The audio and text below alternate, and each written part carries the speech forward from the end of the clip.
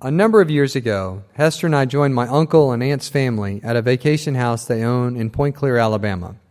The house had belonged to my grandmother, and after she died, my uncle kept employing the people who helped take care of the place.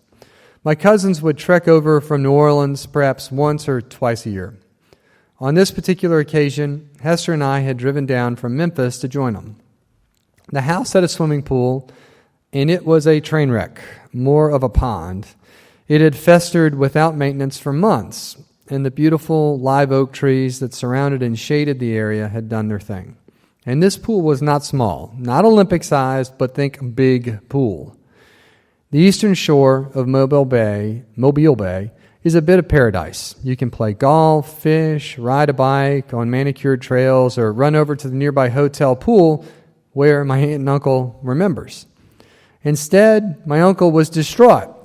Perhaps he felt that he'd been had, as the pool guy had been collecting every month but had passed on the work. So my uncle had the small leaf skimmer with which he attempted to capture a season's worth of debris, and it wasn't working. Candidly, he could attack that pool for 3 solid days with that little skimmer and only dent the problem.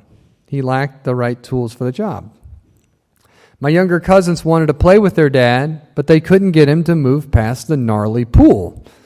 We can find ourselves trapped in spite of paradise all around us. Please don't confuse a willingness to work, an exceptional personal trait, with the necessary skill of knowing when to say when. Sometimes being a leader means calling for a retreat rather than sacrificing your remaining men. In this case, thoughts of a pristine pool needed to be abandoned for the sake of necessary R&R. Kenny Rogers made the point succinctly when he sang, "You got to know when to hold them, know when to fold them, know when to walk away, and know when to run." Don't lose sight of the prize. We've watched tired parents berate their children in Disney World, which is not what I would describe as a magic moment. We've all had our own not-so-shining moments of examples of not bringing forward our best selves for the people we treasure. Find your own personal reset button. Take a deep breath. Or 5. Why do you have the vacation, the time off? Why are you out on date night? Whose special day are you celebrating? Keep your cool. Don't take the bait. Don't let the obstacles and headwinds that are certain to meet you on your journey carry you too far off course. Every one of us is invited to the feast. Even if your shoe isn't tied, your grass isn't mowed, the bed is made, or if it isn't. The important part is being there and centered for God, for your family, for yourself.